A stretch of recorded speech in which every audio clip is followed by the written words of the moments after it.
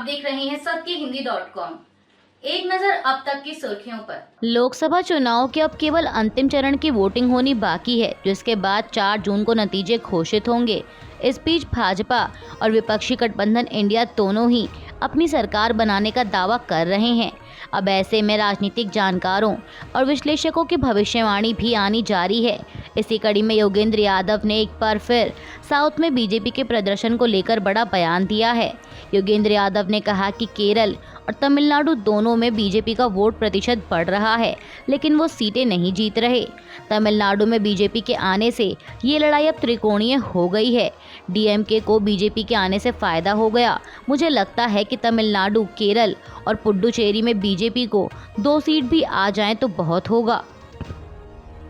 योगेंद्र यादव ने आगे आंध्र प्रदेश को लेकर बात करते हुए कहा कि आंध्र प्रदेश में टीडीपी ने अच्छा परफॉर्म किया है। मेरी जानकारी के अनुसार विधानसभा भी टीडीपी जीत रही है और लोकसभा में भी वो आगे है। इसके अलावा आंध्र प्रदेश में बीजेपी को 2 सीट मिल जाएगी। तेलंगाना की बात करें तो यहाँ बीआरएस लगभग खत्म हो गई है, जिससे उनका मुस्लिम वोट बैंक कांग्रेस में चला गया और पिछड़ा वोट बीजेपी को चला गया है। इस वजह से बीजेपी को यहाँ 3 से 4 सीट का फायदा हो सकता है। वहीं ओडिशा में यही खबर है कि विधानसभा में भले ही नवीन पटनायक आगे हैं, लेकिन लोकसभा चुनाव में बीजेपी को फायदा होगा। उन्हें यहां से 13 से 14 सीट का फायदा होगा। बंगाल और नॉर्थ ईस्ट में भी बीजेपी को ना फायदा होगा और ना ही नुकसान, लेकिन कर्नाटक में जो बीजेपी को झटका लगेगा वो पूरे कोस्टल पट्टी के फायदे को बराबर कर देगा। यहाँ पर एनडीए के पास 27 सीटें हैं। अगर आज बीजेपी यहाँ से 14 सीटें ले आए तो आप इसे गनीमत मानिए। इसका मतलब है कि केरल से लेकर ओडिशा तक बीजेपी को जितने भी फायदे हुए सब कर्नाटक में बराबर हो जाएगा। कर्नाटक के सेक्स स्कैंडल मामले के मुख्य आरोपी और हासन जिले से सांसद प्रज्वल रेवन्ना के खिलाफ कार्रवाई की मांग को लेकर रेवन्ना के चुनावी क्षेत्र हासन में बड़ी संख्या में लोगों ने रैली की। मीडिया रिपोर्ट्स के मुताबिक कर्नाटक और राज्य से बाहर के अलग अलग हिस्से से महिला, किसान, दलित और वाम संगठनों के लोग कल गुरुवार को हासन में हुई इस रैली में शामिल हुए। रैली में शामिल वरिष्ठ सीपीएम नेता सुभाषिनी अली ने कहा कि हम यहाँ उन शक्तियों को नोटिस देने पहुँचे हैं जो महिलाओं के शोषण में संलिप्त हैं। हम तब तक चुप नहीं बैठेंगे जब तक यौन शोषण के पीड़ितों को न्याय नहीं मिलता।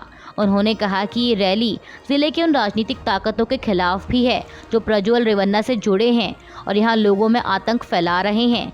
ये रैली पीड़ितों को ये बताने के लिए है कि हम उनके साथ हैं और उनके लिए लड़ेंगे। बता दें कि ये रैली ऐसे दिन हुई जब प्रज्वल रेवन्ना के बेंगलुरु लौटने की संभावना है। गौरतलब है कि मामले के सामने आने के बाद से प्रज्वल रेवन्ना फरार है और बीते दिनों रेवन्ना ने एक वीडियो जारी कर कहा था कि वह 31 मई शुक्रवार को बेंगलुरु पहुंचकर मामले की जांच कर रही एसआईटी के सामने पेश होगा। सामने आ रही ताज़ा जानकारी के मुताबिक हासन से सांसद प्रज्वल रेवन्ना को आज शुक्रवार तड़के बेंगलुरु के केम्पेगौड़ा इंटरनेशनल एयरपोर्ट पर पहुंचते ही पुलिस ने गिरफ्तार कर लिया है।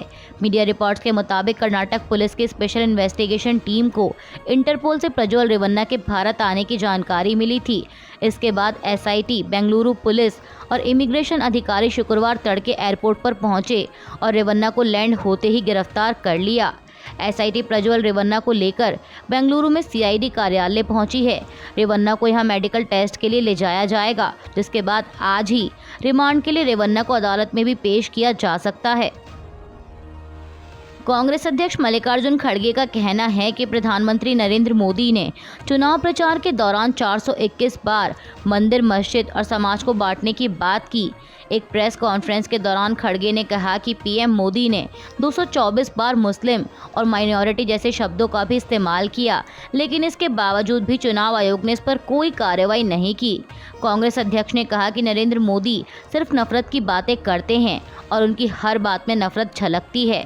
नरेंद्र मोदी ने अपने 15 दिन के भाषण में 232 बार कांग्रेस का नाम लिया, 758 बार मोदी शब्द का इस्तेमाल किया, 573 बार इंडिया गठबंधन और विपक्ष की बात की, लेकिन महंगाई, बेरोजगारी के बारे में एक शब्द नहीं कहा।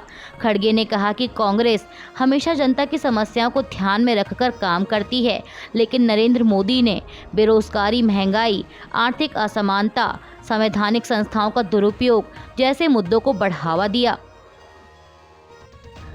लोकसभा चुनाव के 7वें और अंतिम चरण के लिए चुनाव प्रचार का शोर कल गुरुवार शाम 6 बजे थम गया है। इस बीच कांग्रेस नेता राहुल गांधी ने पार्टी कार्यकर्ताओं से अपील करते हुए कहा कि वे आखिरी समय तक पोलिंग बूथ और स्ट्रांग रूम पर नजर जमाए रखें। कांग्रेस नेता ने एक वीडियो के जरिए पार्टी कार्यकर्ताओं को ये संदेश दिया।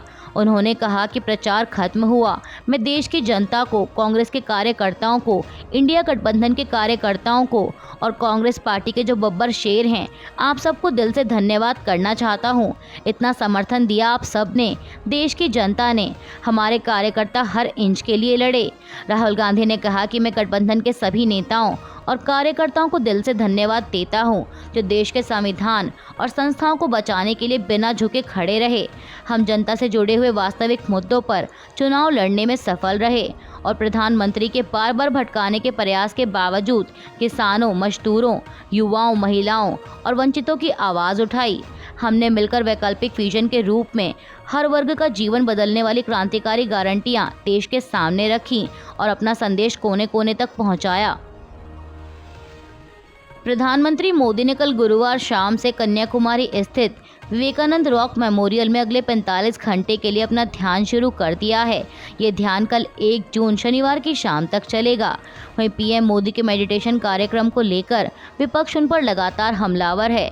विपक्ष का कहना है कि 7वें चरण का चुनाव प्रचार थमने के बाद पीएम मोदी के इस कार्यक्रम का प्रसारण आचार संहिता का उल्लंघन है। मामले को लेकर कांग्रेस ने चुनाव आयोग से शिकायत भी की है और टीएमसी प्रमुख ममता बनर्जी ने भी आयोग से शिकायत करने की बात कही है। वहीं तमिलनाडु की भाजपा इकाई के अध्यक्ष के अन्नामलाई का कहना है कि यह पूरी तरह से प्रधानमंत्री की निजी यात्रा है और यही कारण है कि उनकी पार्टी के नेताओं और कार्यकर्ताओं ने इस कार्यक्रम में भाग नहीं लिया। बता दें कि पीएम मोदी के इस कार्यक्रम के विरोध में काले झंडे दिखाए गए और सोशल मीडिया प्लेटफॉर्म एक्स पर गो बैक मोदी जैसे नारे भी देखने को मिले। प्रधानमंत्री मोदी के विवेकानंद रॉक मेमोरियल में किए जा रहे ध्यान पर बिहार के पूर्व उप मुख्यमंत्री और आरजेडी नेता तेजस्वी यादव ने तंज कसा है। समाचार एजेंसी एएनआई के मुताबिक तेजस्वी यादव ने कहा कि वो मेडिटेशन थोड़े ही कर रहे हैं, वो फिल्म की शूटिंग कर रहे हैं, मार्केटिंग कर रहे हैं।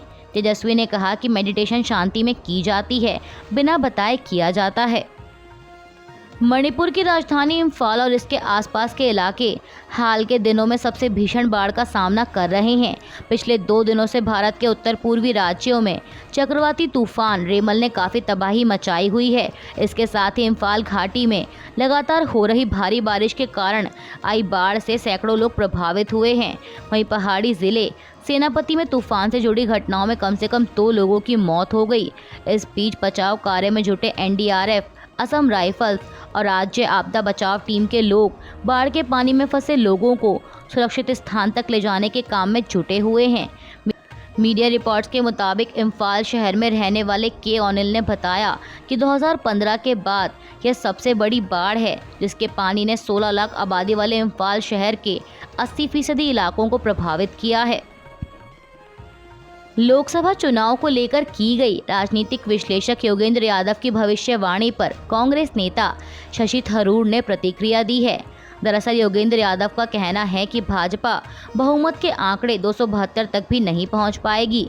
उन्होंने करण थापर से बातचीत के दौरान यह बात कही।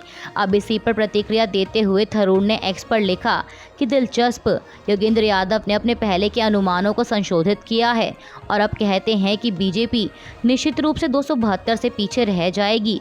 उन्होंने करण थापर से कहा कि बीजेपी 250 तक नीचे जा सकती है, लेकिन अगर अंडर करंट मजबूत है तो यह 230 तक भी गिर सकती है। यादव कहते हैं कि उन्हें उम्मीद है कि एनडीए के बाकी हिस्से 35 से 40 सीटें जीतेंगे। इसका मतलब है कि अगर बीजेपी 230 तक भी नीचे गिरती है तो वह एनडीए के बाकी हिस्सों के समर्थन के साथ भी 272 के बहुमत के आंकड़े तक नहीं पहुंच पाएगी। कांग्रेस नेता ने लिखा कि आगे दिलचस्प समय है। महाराष्ट्र में जलवायु परिवर्तन और भीषण गर्मी से लोगों को हो रही परेशानी पर एनसीपी शरद पवार गुट की नेता सुप्रिया सुले ने प्रतिक्रिया दी है। उन्होंने समाचार एजेंसी एएनआई से बात करते हुए कहा कि मैं सदन में जलवायु परिवर्तन पर बोल बोलकर थक गई, लेकिन ये सरकार IT, ED, CBI और पार्टी तोड़ने में इतनी व्यस्त है कि उनके पास आम आदमी के सवालों के लिए समय ही नहीं है। स्टॉक मार्केट आज शुक्रवार 31 मई को पॉजिटिव नोट पर खुली है, जहां निफ्टी 88 अंक चढ़कर 22,568 पर खुला, तो वहीं सेंसेक्स भी करीब 323 अंक ऊपर 73,885 पर आ गया है।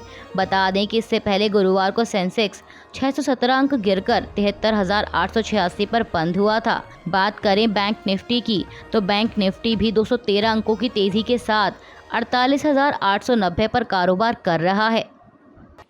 अभी के लिए बस इतना ही। बाकी की खबरों के लिए जुड़े रहिए सत्यहिंदी.com के साथ।